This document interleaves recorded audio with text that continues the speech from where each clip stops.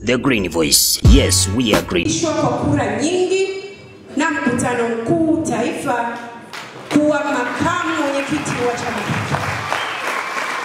Na kwa dhati kabisa, kwa historia yako mzee wetu, wewe ni ishara ya uzalendo, ni darasa kwa wanasiasa wengi kujifunza uadilifu na uaminifu, lakini kuipenda nchi yako na kukipenda chama chako kwa dhati. Hongera sana.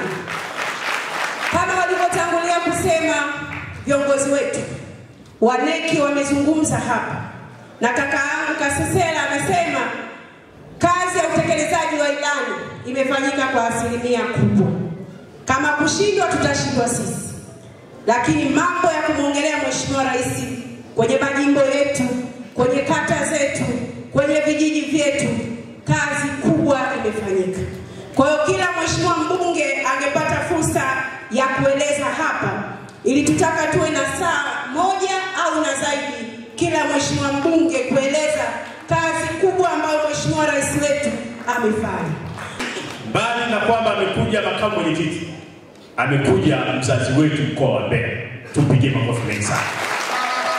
Kwa Mbeya tuna nafasi ya kumshukuru Mungu kwa ajili ya nafasi ya makamu mwenyekiti. Mungu aliyemuonesha Dr. Samia kwamba makamu mwenyekiti awe mzee Wasira.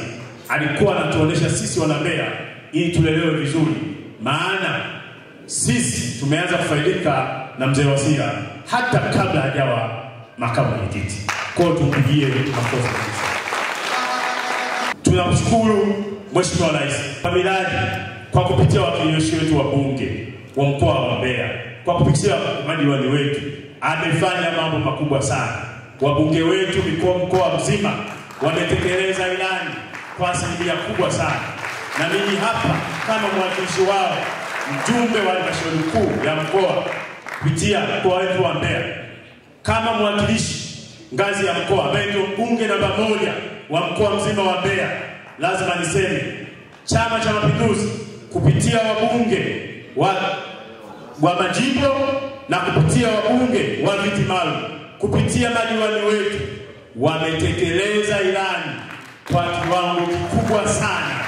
Na mimi ninawaombea kila laheri, kila wanaoliomba Mwenyezi Mungu akawape wanachokiomba. Tuliokuwepo wakati inazaliwa, tunao wajibu wa kuwasaidia kuelewa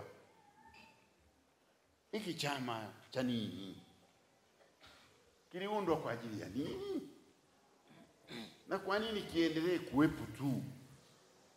Ni watu wanazaliwa, wanakikuta, na wao wanatakiwa na wao waendelee kuishi wakikabidhi kwa wenzao waliozaliwa baadaye na baadaye. Kwa nini?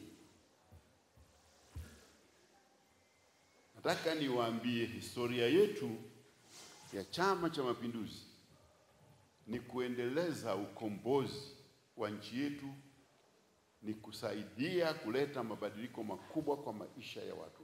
Hiyo ndio kazi yetu. Hiyo ndio kazi ya msingi. Na kazi hiyo haina mwisho.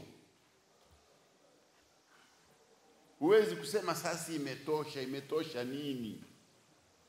Maana maisha ya watu yanapimwa.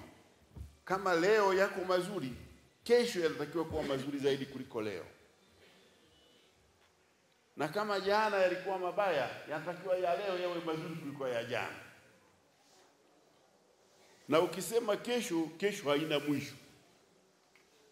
Maana na kesho na yenyewe tena utasema kesho. Na kesho tena utasema kesho, na kesho na kesho na kesho.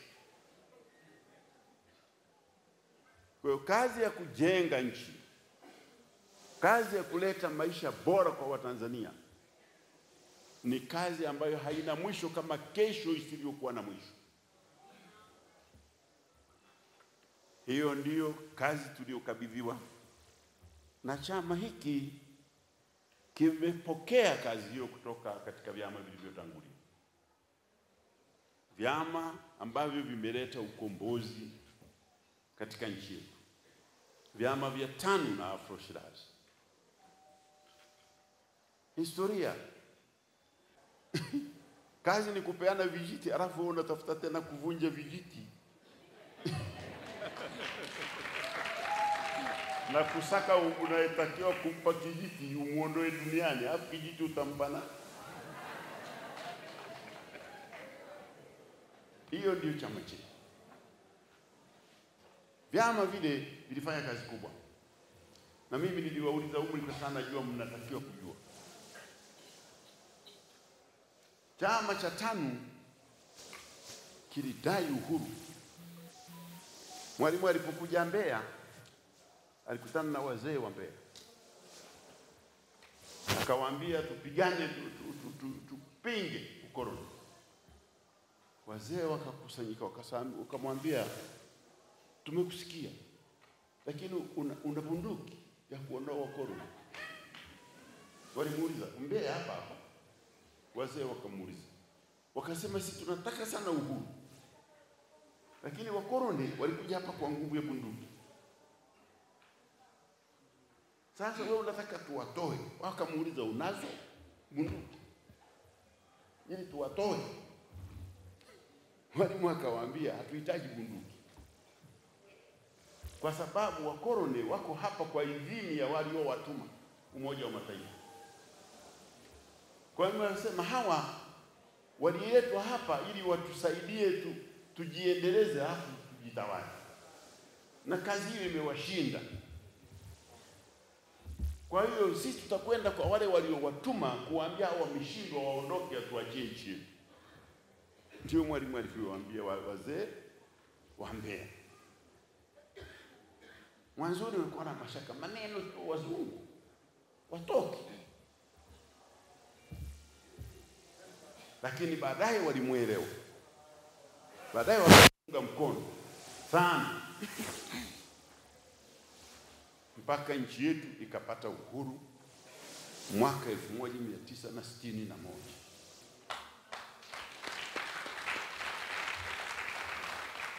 Na baada ya hapo mwalimu aliwaambia Watanzania,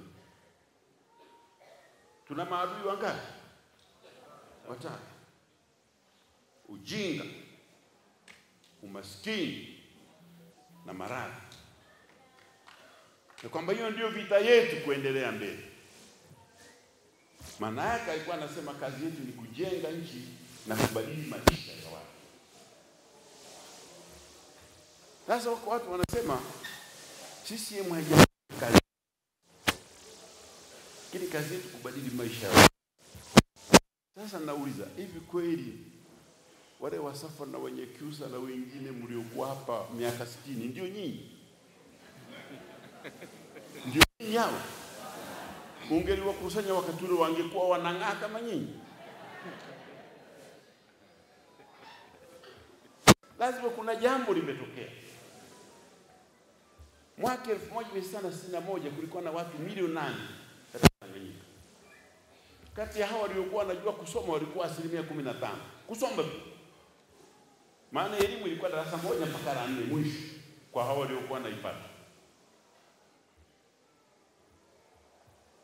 Hapakuwa na shule za kutosha.